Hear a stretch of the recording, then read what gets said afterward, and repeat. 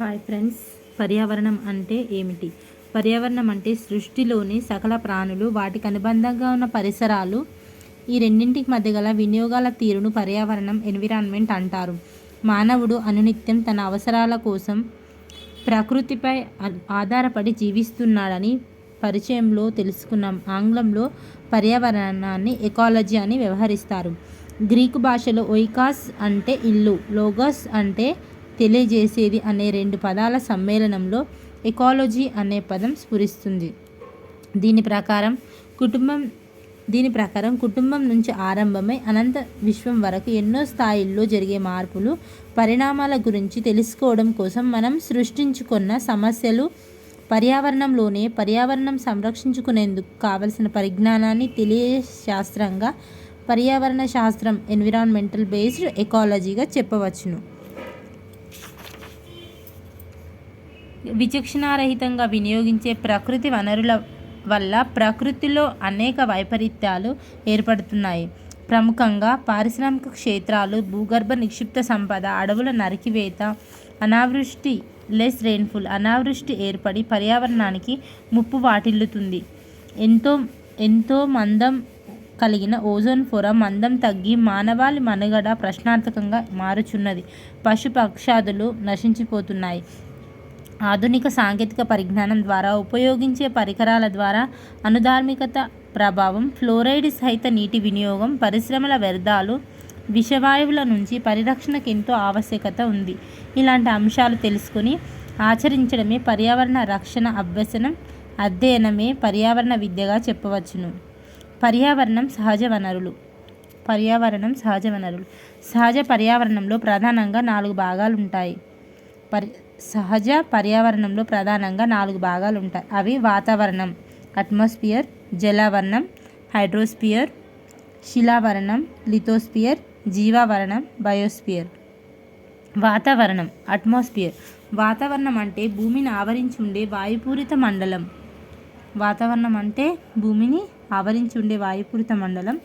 ఇందులో 4 స్పష్టమైన పొరలను గుర్తించడం జరిగింది. అవి ట్రోపోస్ఫియర్, స్ట్రాటోస్ఫియర్, అయనోస్ఫియర్, ఎక్సోస్ఫియర్. ట్రోపోస్ఫియర్ అన్నింటికంటే దిగువన ఉండే పొర. ఇందులో మేఘాలు వ్యాపించి ఉంటాయి. ట్రోపోస్ఫియర్ పైన ఉండేది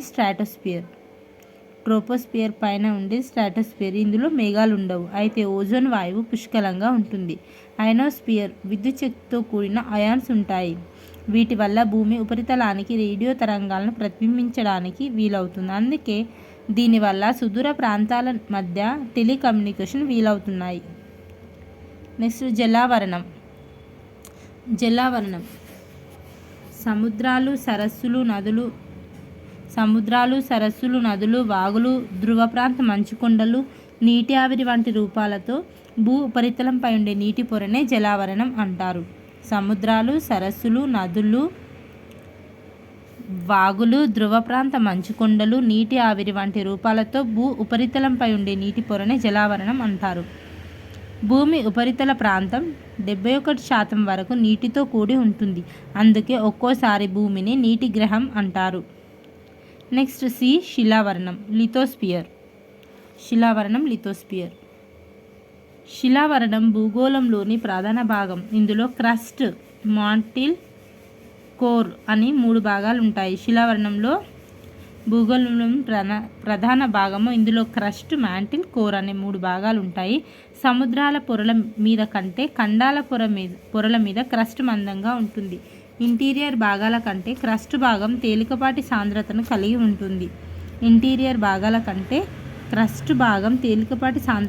ఉంటుంది. శిలావరణం సగటు మందం 100 కిలోమీటర్ల వరకు ఉంటుంది. క్రస్ట్ అనేక రకాల రాళ్లతో కూడి ఉంటుంది. అనేక ఖనిజ లవణాలు, బొగ్గు, చమురు వంటి ఇంధనాలకు శిలావరణం నెలవు. భూ ఉపరితలం మీద మట్టి భాగం మొక్కల పెరుగుదలకు అనువుగా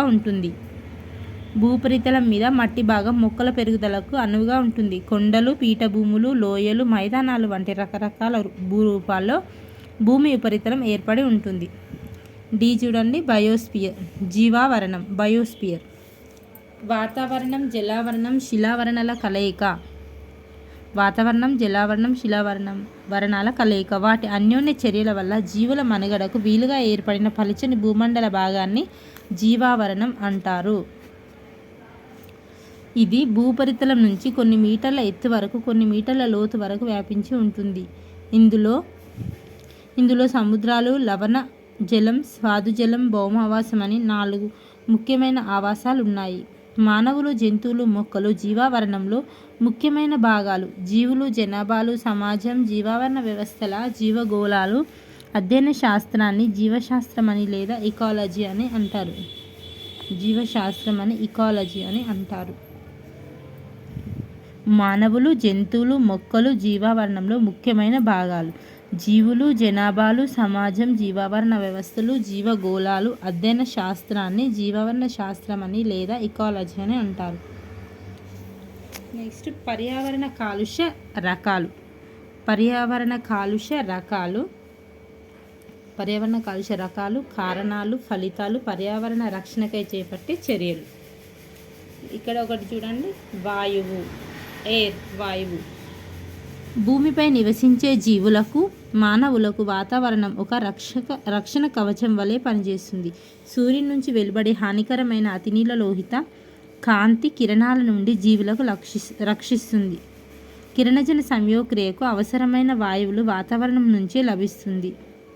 వాతావరణం లేకుండా మేఘాలు ఏర్పడవు, వర్షాలు కురవవు, అగ్ని మండదు. వాతావరణం కొన్ని వాయువుల మిశ్రమం. ఇటువంటి వాయువులు కాలుష్యానికి గురి కాకుండా చూసుకోవాల్సిన బాధ్యత మన అందరిది. నెక్స్ట్ వాయువు తర్వాత దీంట్లో ఏముంది, వాయు కాలుష్యం, ఎయిర్ పొల్యూషన్. వాయువులో వాయు కాలుష్యం, ఎయిర్ పొల్యూషన్. వాయు కాలుష్యానికి ముఖ్యమైన కారణాలు, వాయు కాలుష్యానికి ముఖ్యమైన కారకాలు.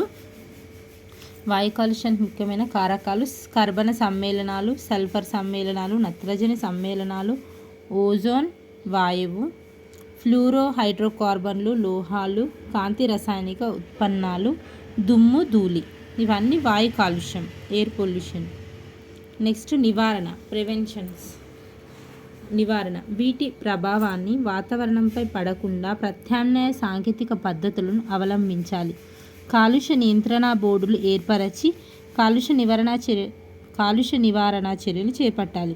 వాహనాల నుంచి వెలువడే పొగను తగ్గించేందుకు వాటి నిర్మాణంలో మౌలిక మార్పు తీసుకొని రావాలను. పరిశ్రమలను జనావాసాలకు దూరంగా నెలకొల్పాలి. పొగరాని పొయ్యిలు, బయోగ్యాస్ ఉపయోగాలను తెలపాలి. చెట్ల పెంపకాన్ని ప్రోత్సహించాలి. మురికి కాలువలకు మూతలు వేసి ఎప్పటికప్పుడు శుభ్రపరుస్తూ ఉండాలి. ఈ విధమైన చర్యలతో మనం స్వచ్ఛమైన వాయువును పీలుస్తూ స్వేచ్ఛగా మనుగడ సాగించవచ్చు. నెక్స్ట్ నీరు, వాటర్. జీవరాశుల మనుగడకు ప్రాణవాయువు తర్వాత అత్యంత ప్రధానమైనది నీరు. జీవజాతుల అభివృద్ధికి నీరు అత్యంత అవసరం. నానాటికి పెరుగుతున్న జనాభా, పారిశ్రామికీకరణ, జీవన ప్రమాణాలు, సాంఘిక ఆర్థిక పరిస్థితుల్లో మార్పులు వంటి అనేక అంశాలు నీటి కాలుష్యాన్ని పెంచుతున్నాయి. భూగర్భ జలాలు వినియోగం అధికం అవటం వల్ల జలమట్టం పడిపోతున్నది. నీటిలో ఫ్లోరైడ్ శాతం పెరుగుట వల్ల అనారోగ్య పరిస్థితులు కలుగుతున్నాయి. నీటి కాలుష్యం, వాటర్ పొల్యూషన్. నీటి కాలుష్యానికి ముఖ్యమైన కారకాలు గృహ విసర్జితాలు, డొమెస్టిక్ వేస్టేజెస్. పారిశ్రామిక విసర్జితాలు, ఇండస్ట్రియల్ వేస్టేజ్.